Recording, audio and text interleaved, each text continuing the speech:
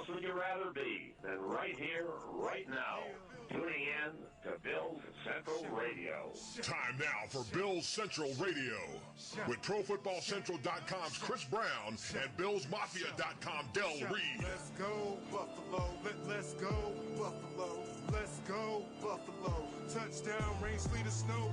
Let's go Buffalo. Let's go Buffalo. Let's go Buffalo. Defense, rain, sleet, or snow. Let's go Buffalo. We're back here on Bills Central Radio. We are only a few days from kickoff at the Ralph. We do have an announcement to make. We have an adjustment to the show. Unfortunately, due to time constraint, the co-host of the show, the co-founder of Bills Mafia, Del Reed, will no longer be able to co-host the show, but we will be having him on the guest here in the near future. So he'll be on here multiple times for those of you that are specifically looking into just hearing Del's voice and everything. But we want to thank him for taking his time and everything in the past few weeks here that he's been doing the Bills Central Radio. So for the current being, it'll be myself, Chris Brown, hosting until we can look into finding another co-host on the show. But once again, just want to thank Del for his time and everything. So a couple days away, kickoff at the Ralph. A lot of things to talk about today. We have a Bills fan on the line. I'm not sure if a lot of you know it just yet or have heard previously, but we have the founder of Pro Football Central, Brian Harrington, is on the line today. We're going to talk a little Bills talk. How you doing today, Brian? My mask has been revealed as a Bills fan. And yes. I'm not embarrassed by it. I'm just a little concerned heading into week one against my rival Patriots, since I'm from New England and live in New England. Yeah, absolutely. But hopefully we got some good news here. I had no doubt. A lot of people were out there questioning. A lot of people were more worried about having, a backup quarterback, signing a bunch of so-called no-namers who really haven't performed in the NFL in their careers just yet. And a lot of people were out there touting Jeff Toole as the Week 1 starter, but there was no doubt in my mind that EJ Manuel could possibly start Week 1, and it looks to be like that's going to happen this Sunday. What are your thoughts on EJ and participating in practice leading up to the Week 1 game against the Patriots? I think it's been a given ever since they let the quarterback go. Matt, was let go. And they didn't really go after anybody else. Did you honestly think they were going to go into Game 1 against one of the best teams in the NFL, the best team in the AFC? Sorry, Ravens. I still think the Patriots are better than you guys. With two quarterbacks that haven't even made one NFL start? I mean, come on now. No. No, definitely not. And, I mean, you saw it leading up to the training camp, and with the Bills drafting him in the first round, rarely do you ever see a healthy first-round pick quarterback not start Week 1. So the writing's been on the wall ever since then, I think. And it'll be interesting to see how his knee progresses, see how he is today after pretty much a full practice. He went through individual drills and everything. Let's see how sore that knee is. I saw he had some extra padding on the knee. But I think he's ready to go Week 1. It'll be exciting and interesting rocking at the Ralph. I really think the beneficial thing about this is there's not a lot of game film on EJ Manuel. Yeah, he hasn't had an NFL start with this because he's a first-round rookie. Jeff Toole, undrafted. All the sort of Jeff Toole I know his story is amazing, but he doesn't have the talent to beat the New England Patriots Game 1. I really think EJ Manuel does. I think the fact that the Patriots don't have a lot of game film on EJ Manuel, yeah, they have a quarter or two, but that might not be the kind of offense that they're going to implement against the Patriots. And I like the fact that the Patriots are finally walking into a game at a little bit of a disadvantage because of the game film. Every single time before the snap has been made, the Patriots have the advantage. They've done research and game films, and I'm not saying they filmed anybody practicing. That's back in the day. But what I'm saying is there's a disadvantage for the Patriots, surprisingly, that they don't really know a lot about the head coach and the offensive coordinator. And I think finally we got a little bit of unanswered questions about how good of a head coach we have and how good of a coordinator. And yeah, they're young, but a little bit of intrigue. And I like the mystery, Chris. What about you? Oh, yeah, absolutely. And to be honest with you, everyone's putting the youngness to the whole roster and even the front office as being a disadvantage. I kind of see it. Yeah, they may not have a certain NFL experience, but our GM and president have some NFL experience, so that goes a long way. But at the same time, if you don't have game film, like you said, and you don't have any, substance to see what's going to happen within this offense or the defense, with the new players switching roles and everything, it kind of adds a little interest, and it kind of, heads into the unknown, especially as far as the territory of what to expect and what's going to happen leading up throughout the entire year. So now I have to do this. I have to throw this your way, this question. We all know it. We remember like it was last week. Lloyd Malloy released by the Patriots, who signed in Buffalo, week 1. Lloyd Malloy had a little bit of inside information on the Patriots. And that was the first time in how many years and how many years after did we not able to beat them until last year? What about Tebow? What about bringing him on for a week or two even, knowing the information he knows? I know there wasn't a waiver claim, but I do know through several insiders that 3 teams are interested. Just so happens to be like Buffalo might be one of those 3 teams. Are you 110% against them bringing him on? Absolutely. Not only does, listen, okay, he played at Florida. He was a winner down in Florida. Okay, I can give that to him. Went to Denver, picked in the first round. Didn't see that coming. He's a winner in Denver, though. Yeah, one playoff game, but you got to remember. How many playoff games has the Bills won in the past 10 seasons? I mean, hey, it hurts me even admitting that. It hurts me saying that. Believe me, I don't want to say it. But he fell into just one playoff game. If the Bills won one playoff game, we get that monkey off our back finally. No, I want to win more than just one. But I'm not taking anything away from what he. I'm not taking away of anything the guy brings and everything. But we found our quarterback in EJ Manuel, and we don't need that sideshow distraction. And I don't think that Doug Marrone, as well as Doug Wheely, would want to bring that to Buffalo right now, because it pretty much would bring an upheaval as far as the fan base goes, and then the unknown, and then you bring everything into it. Whereas Marrone is kind of... Even if it's for 1 week that you bring in Tim Tebow with the guarantee that there's a better chance of beating New England. I mean, that's a big divisional game on the road. I mean, that's a huge game. Conference game. You're bringing Tim Tebow in. He's helping out. He knows Josh McDaniels like the back of his hand. I think he'll be a very important tool to have on. And I know the distractions, and it took someone to murder someone for the Patriots to briefly stop talking about Tim Tebow, unfortunately. But in my opinion, I think he is not gonna. It's not gonna be a Flutie thing when Flutie came on and Rob was on here and there's a quarterback controversy. There's no controversy. Tim Tebow is not the starting quarterback. So who's starting the controversy? The media. Oh, there's always with Tim Tebow. It doesn't matter who is the quarterback. There's always a quarterback controversy. Everybody wants to see him out there. That's because you don't have a solid, legitimate quarterback. There's a quarterback controversy in Jacksonville, quarterback controversy in Tennessee, because those quarterbacks haven't proven themselves. Quarterback controversy now in the Jets, where they haven't proven themselves to say, we have a Tom Brady-esque player, which is impossible. Listen, people. If you think you're going to draft the next Tom Brady, quit. Quit watching football.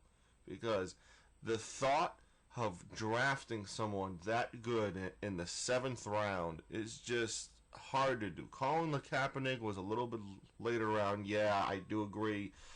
Colin's played 1 season, people. Get off the bandwagon until he does it again. I'm sorry, Chris. Go ahead. Oh, no, that's fine. Everyone was spoiled with the RG3, Andrew Luck, and Colin Kaepernick situation. I mean, and Russell Wilson. Those guys aren't going to happen every single year, and unfortunately, they set the bar high where all teams are going to think, hey, we got to reach to get a quarterback and hope he's the next Andrew Luck. And unfortunately, those guys don't come along every year. They come along every so often, and you saw it with Peyton Manning. When he came out of Tennessee, everybody jumped on him right away because they knew. And you saw that happens once every 5 or 6 seasons. Sure, absolutely. You can say it happened with Joe Flacco coming out of University of Delaware as well. So I can't argue with that because Flacco has a ring.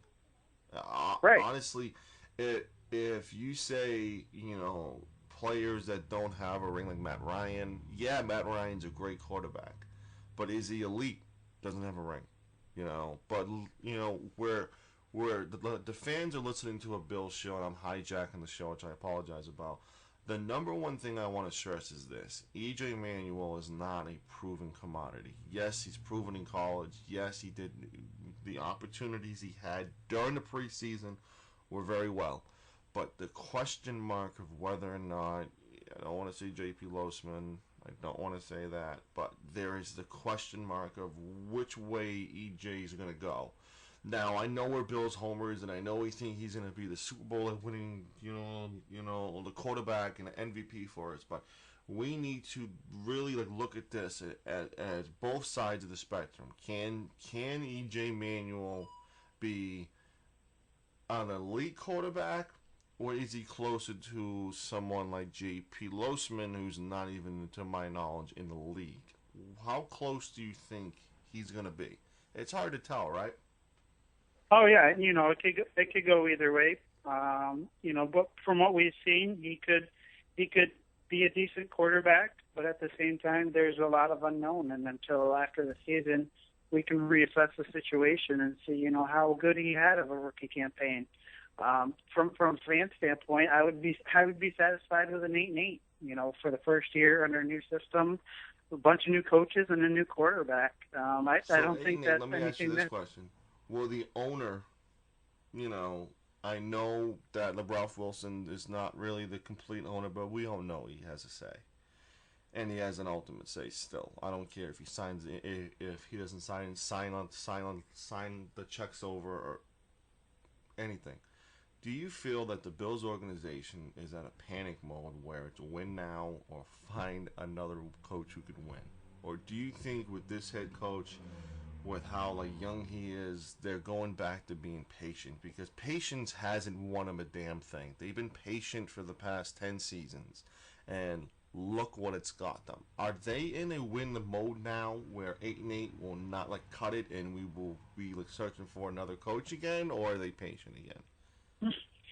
From a Ralph standpoint, 8-8 would be a disappointment because we didn't make the playoffs, and 8-8 from a fan's disappointment might be a disappointment because he didn't make the playoffs. But at the same time, everyone's got to remember, new coach, new system, new quarterback. Some of these things, take time to develop. Other situations where, as you could see, Colin Kaepernick was thrown into the mix once Alex Smith went down, and he thrived, and, they went to the Super Bowl.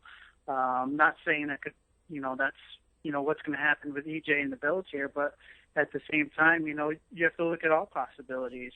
But there's a small learning curve with, new system and everything. But, who knows? He might thrive in it and he might not. And after the year is over, you're going to have to reassess the situation and, take it for what it is and move on. I don't think we're at a point where we're just going to keep tossing, quarterbacks away or keep tossing head coaches away because, you got to have a system in for a certain amount of years. And if you just have turnover after turnover like we've had, and you can see it, the wins don't come that easy. They're very hard to get because of all the turnover.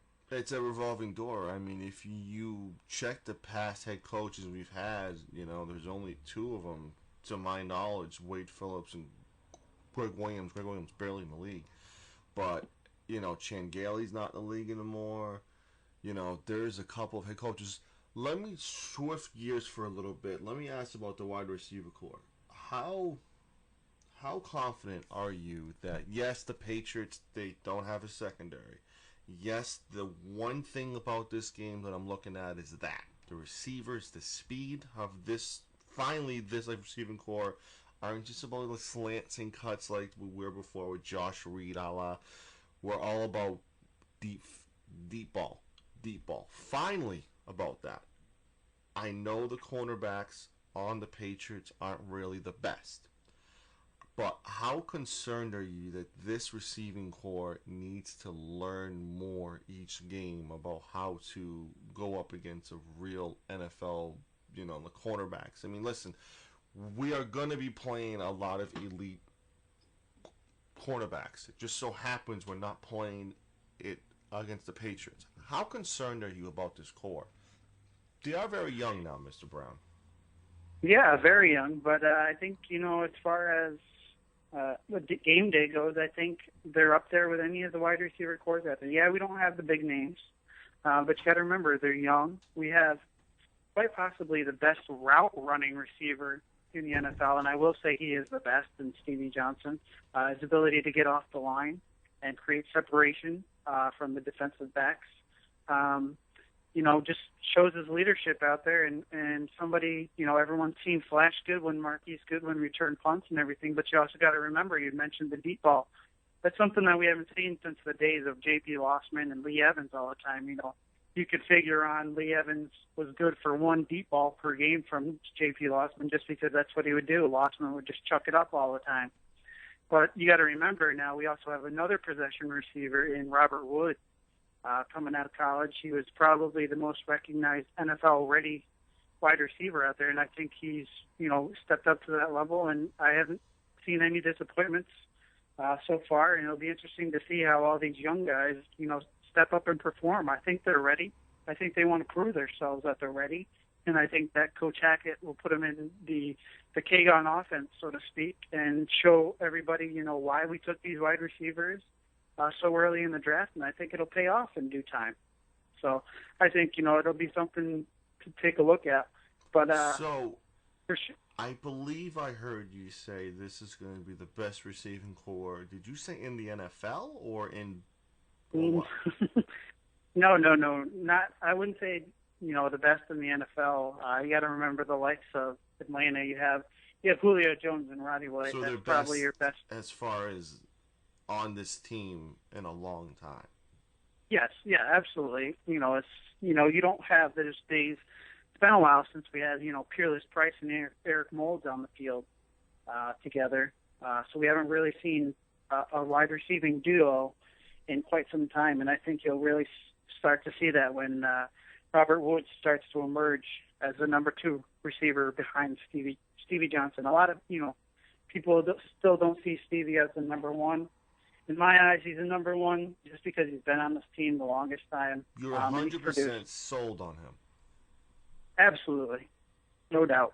And his statistics this year are going to jump. You watch. He, barely grazed over the 1,000 yards. Need I mention the first 1,000-yard receiver in 3 straight years in the Buffalo Bills history. And you'll see his touchdowns increase as well, just because of the offensive possession. So everybody's stats are going to increase. Yes, everybody has to, spread the wealth, so to speak. C.J. Spiller is going to get a lot of carries. He's going to get a lot of catches out of the backfield. But I got to remember, EJ Manuel can throw the ball. So let me do this. Mid and I'm putting you on the spot right now. Go ahead. We're in March. Okay? We're going back in time.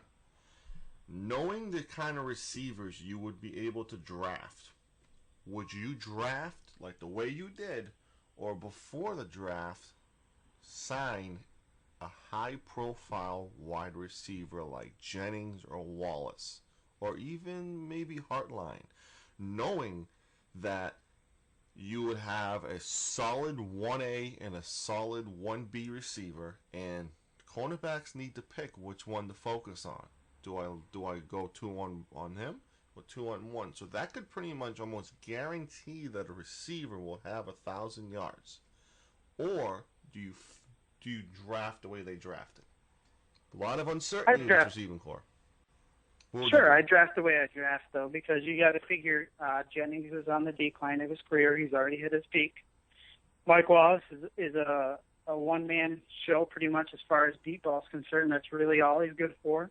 And That's Hartline what we need, is, though.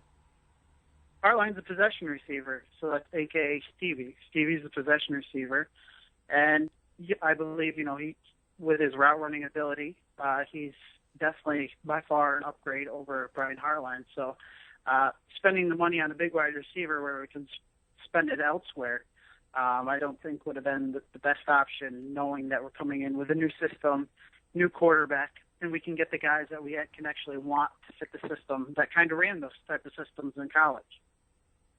So I think, every year, I'm not saying because I now cover every NFL team that I'm starting to not be.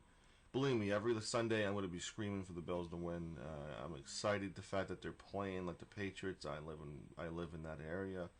I talk a lot of junk. I was actually talking to a live radio host here, like in Boston, about the Bills' chances, and I get into a lot of verbal arguments because of it. I'm just seeing a lot of question marks. Do you see a question mark at the tight end position? I know Chandler is now coming off an injury, and I know that Chandler was clutch at times last season and before, but I know he also could drop the easiest passes thrown at him. Are you concerned that tight end, which, let's be honest with us now, they were looking at Fred Davis. We know that because I talked to the guy. They were looking to address that need, which pretty much means that they weren't 110% sold on Scott Chandler as far as being the man. Maybe 1A to 1B kind of deal, which a lot of teams do. But are you 100% sold on Scott Chandler? And what about the depth behind him? Is there a concern that... I know the offensive back end, they do well when there's a 1A and a 1B. Like the Vikings are going to do it now. Like the Patriots had it. They probably are going to have it again. We just have Chandler. Is there a concern as far as that it goes? I would honest, say Chris. I'm on the fence, to be honest with you. Scott's coming off an injury. But at the same time, he's healthy. He's going to start week 1, no doubt about it. We have Lee Smith, who's the blocking tight end, so you always need a blocking tight end on your roster. And then we also went with our 7th-round draft pick in Chris Gregg. He's a very athletic tight end. He's got good speed, so it fits the offensive tempo. But, taking a look at Scott Chandler, I think, as our previous co-host here, Del, alluded to, I think he's going to break the touchdown record for Bills for a tight end in receiving for this year, just because of the passing offense and everything. And as far as depth goes, one surprise cut. Yeah, he's a fan favorite and everything. But I saw Doran Dickerson sticking to this roster, and unfortunately the Bills cut him. Who coincidentally in Madden yesterday, I was playing. I think it was Washington. And Doran actually caught the last pass to tie the game when I texted him what he did, and he thought that was hilariously awesome. But yeah, where's the depth? Where is? I mean, they didn't draft anybody that could potentially compete. I mean. Well, Greg is very athletic, and he can compete. It's just a matter of Chris Gregg is the tight end that we drafted in the 7th round, so and he's stuck on the roster. And if he sticks over Doran, you'd have to believe the coaches see a little faith in him as far as his athleticism provide. But you got to realize the Patriots got a tight end undrafted, who might potentially start if Gronk isn't a starter. That's a question mark right there, and you got to realize, is Chris Gregg better than Zach? Everyone's talking about Zach's the best tight end coming out of the draft. Well, nobody drafted him, so there must be issues. And he's doing well at the preseason. I know it's preseason. He's got the height. You got to remember who's throwing to him also, just because a guy comes undrafted and stars in the preseason. You also got to remember a man who's behind center a lot of times. Tony Gonzalez succeeded for over 10 years for the Chiefs and didn't even have a quarterback. And he made the Pro Bowl every year. So you got to realize, I mean, he played for the most horrible Chiefs quarterbacks were just, they didn't really have legitimate quarterback. You think Trent Green was that horrible in Kansas City? Well, when Trent Green left, what happened? And They went down. They went downhill, but I mean, I'm not saying Trent Green's a first ballot Hall of Famer either. I mean, how many rings does Trent Green have? How many Pro Bowls does he have? Yeah, he has a couple, but I don't think we're putting Trent Green in the top 20 of all-time quarterbacks. I mean, no.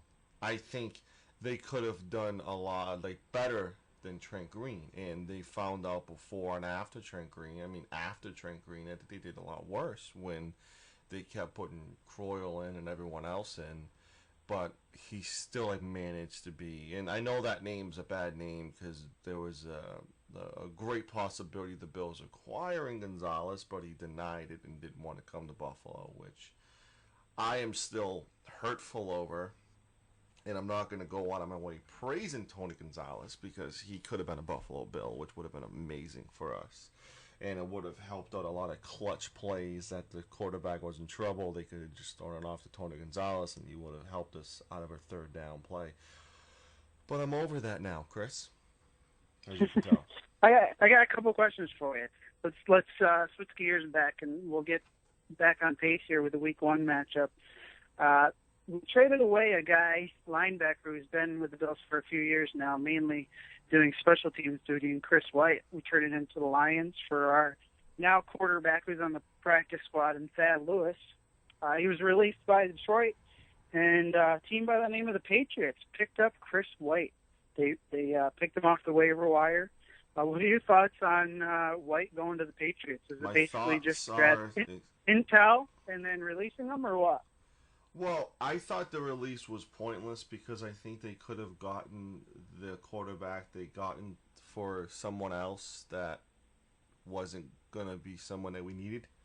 I think there was a need for him, and I'm not surprised that the Patriots got him. I'm more surprised that the Lions released him more than anything. They didn't really give him an opportunity besides one game to really adjust to the fact that he's no longer playing for one team. And, it takes a couple games to get used to the moves and the cuts and the playbook and everything like that. It's really not just run and tackle, which a lot of people think it is. Am I surprised by the Patriots doing what they did? No. When we started this show, I wanted the Bills to do that exact same thing. Get another edge. Because it might be a little tough getting an edge against Tom Brady. So what can we do to get an edge? Listen, everybody has jobs and everything like that, and they're going to do whatever they can to get an edge because at the end of the day, they want to be the best at what they do. And I think what the Patriots are doing is what they normally do. They do it every year. Every year the Jets release someone, the Bills release someone. They always find an edge, and you damn well know. I know that Belichick isn't doing it, but Belichick has a lurk or someone going up to Chris White. Hey, how did they do this play? And how did they do this play? And how many times do they blitz? By the way, do you think if they do this formation, it's a fake or is it a real blitz? It happens, and I know people don't like it. But it works, and what really makes the franchises who are successful from the franchises that are not successful. Will Chris White be in the Patriots Week 3? Who knows? I don't know. But if they allow Chris White to play like he played for Buffalo, I think he'll be a player that could help the team. But I wouldn't be surprised to see him cut after the first game because they got all the information they could out of him, and he's gone. And that's what teams do. Teams do it all the time. Why not Buffalo? We did it once, and we won. So, why not Buffalo? That should be a t-shirt, Chris Brown. Why not Buffalo? I just why not an Buffalo? Amazing t-shirt. Yeah, definitely. I don't know. A lot of questions heading into Week 1. A lot of the unknown, as we alluded to. One thing that's not in question is who's going to be the cornerbacks for Buffalo with our number one cornerback in Stephon Gilmore having a wrist injury. He's out. So who's going to step up? We pretty much cut what we thought would be our 3 or possibly 2 in President Butler. So we got Leotis Ron Brooks is still on the team, right? Yeah, Ron Brooks is our we inside need. guy. He'll be the slot guy. So I'm interested to see who's going to step up and take the number 2 role. Where Well, my Leotis concern I is think not they're really going in to the step in and be the one. cornerback position because cornerbacks have depth. My position is Jerry's bird. Let the birds down. And the bird, if the bird's down, the cornerbacks are always on their toes as well because they need to do a better job of coverage. And when you don't have I'm not saying Gilmore is an all-pro cornerback, but he's getting there. If he's healthy, he needs to stop getting hurt.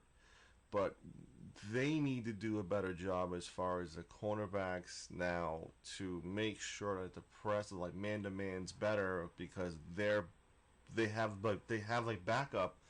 They don't have an all-pro backup now. He's not there. And I think the cornerbacks are going to be questioned. I think the cornerbacks are going to be attacked. I think they're going to go after one particular cornerback, and it might be Ron Brooks. Because, Ron Brooks is not really has been in that spot as much as we prefer him to be. He's a little, So there is concern.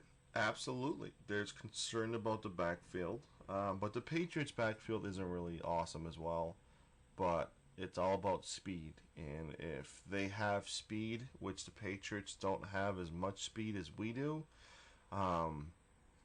we got to worry about Amendola. That's number 1. He's a quick receiver who he will put his body on the line, as we've seen by the IR report countless of times. He will put his body on the line to do whatever it can to make that catch. I think Amendola is going to have a really good game, unfortunately. This is the opportunity for those cornerbacks who've been dying for playing time. This is your time. This is your number. Make the best out of it or stop complaining and ride the bench. Flat out. And I think this is a good opportunity for those cornerbacks to really have an opportunity to show what they got. Unfortunately, it's against Tom Brady. Welcome to the NFL, kid. You want to play in the league, you go against the best. And who better to go against week 1 than Tom Brady? All right, a couple more questions here before we wrap up the show. Next question. Is EJ the week 1 starter? Yes, 100%. Yes or no? Okay. Yeah, I mean, I've reported 4 days ago it was going to happen, and everything I'm hearing, there's no chance they're going to go in with Jeff Toole. And who else there is behind Jeff Toole? Nobody. Practice squad, Thad Lewis. Thad Lewis, who is on the practice squad because Thad Lewis is a faster kind of quarterback, a lot like EJ Manuel is. So they are playing a handful of quarterbacks who not just aim in the pocket and throwing it. They're playing quick quarterbacks, and Thad Lewis practice squad is going to be a good challenge for this team to chase this kid around because that's what they're going to do when they play quarterbacks who are quick. So I think Thad Lewis was a good thing, but my thing is this. You and I both know that the Lions would not have kept Thad Lewis. So he would have been waived, and the Bills would have had a good opportunity to acquire him and still have Chris White on their team. So they wouldn't have had to really give up anything for Thad Lewis. But that is what it is. Will EJ Manuel start week 1? Absolutely. I'm putting everything on it. I have a good source. I know the word source gets used way too much, but I do have a good source that has confirmed to me that EJ Manuel is looking very good, and he, all intents of the purposes, unless he slips on a mat, he will start. Okay, next question. Does Jarvis Byrd start in the secondary for the Bills week 1 with his plantar fasciitis? No, I really think he's going to be ruled out. Unfortunately, I think it's unfortunate, but I think Bird's going to not play for 2 or 3 games, unfortunately, because when you're dealing with a Pro Bowl player like that, you kind of want to be extra cautious because one slight move while having that injury, you could be out for the year. And then the contract dispute is going to be ridiculously crazy because Jarius did not want to sign the franchise deal because if he got injured, he wouldn't have any leeway.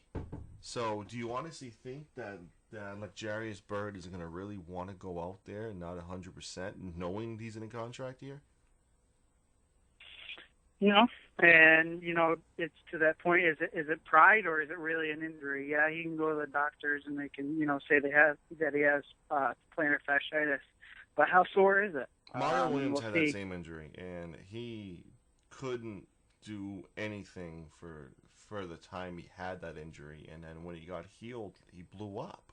And that's the kind of Mario who we're hoping we get right now, is the one who blew up. But that injury is no joke. That injury can slow you down, and you have to make back cuts and back pedals and all that stuff has a safety, and that really kills. And we want our guy at 100%, and and if he's not, we don't want excuses. Oh yeah, we lost because Jarius Byrd wasn't 100%. We don't want to do that. How many years, how many games, Chris Brown, have you done that with this team? I've done it a million times.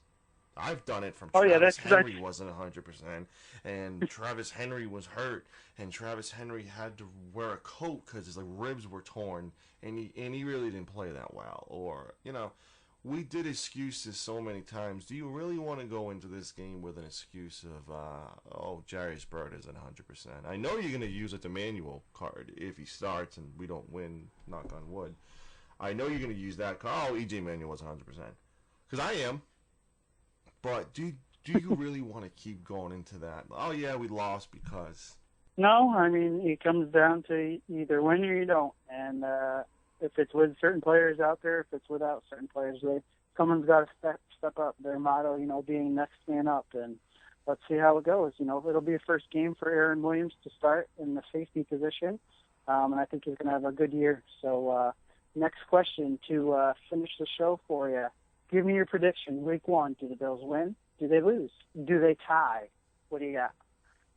Well, tying is impossible nowadays with how many times they can go into overtime. And honestly, I will never say the Bills will lose, and I'm going to be attacked as being a homer, especially after this podcast gets out. I'm going to say they're going to win 31-24. Crazy score. I know, 31 points for a team that's relatively young and new, but I think the fact that we have Fred Jackson back there still. I know he's not getting a lot of press and pub, but Fred Jackson last year was in the running for MVP before we got injured, and nobody's talking about Fred Jackson. And I know we don't have a 2 tight end set, but the running backs we do. We got 2 running backs. When is the last time, Chris Brown, you could say we had a running back core like this? There was always one. There wasn't 2. There wasn't a 2-headed attack. There was Thomas and Thurman Thomas, and that's it. And there really wasn't anything else after that. This is the time when they're gonna do sets where one of them's gonna be at fullback, and we're not going to know what they're going to do. Because if you hand the ball off to one of them, they're quick and they're good. And we have in this backfield 2 potential MVP candidates. Fred Jackson last year, I mean, he was on pace to be becoming the NFL. He led the league. He led the league in rushing until he got injured. And now we have this other guy who everyone loves, a fantasy top 5 pick, who's healthy. That backfield excites me a lot, and I like the fact that only one of them's getting credit. But look out for Fred Jackson. Fred Jackson's under the radar, and I like that. I think they're gonna really have the ball ran the ball until they're exhausted, and then hopefully EJ Manuel will throw it up. And do that a couple times. A turnover or 2 won't hurt. A sack or 2 won't hurt. And I won't be surprised to see it 31-24. I like it. I like it a lot. I'll throw my prediction out there real quick.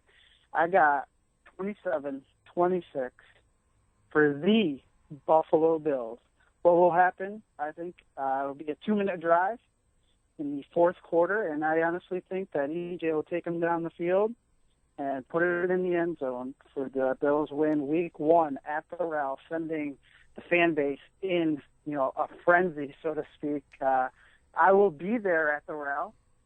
So as far as, recapping next week, it'll be on next week's show, recapping how the game went, how the atmosphere was, and hopefully we're talking about a Bills win because Monday morning a lot better when the Buffalo Bills win. We haven't had that experience in quite a while, but football's back. It's finally in the air. It's only days away, and we're all excited. So I'd like to thank you, Brian, for joining us today on Bills Central Radio, and hopefully coming back on Monday. Like I said, we'll be talking about a Bills win. This has been a presentation of the Pro Football Central Network.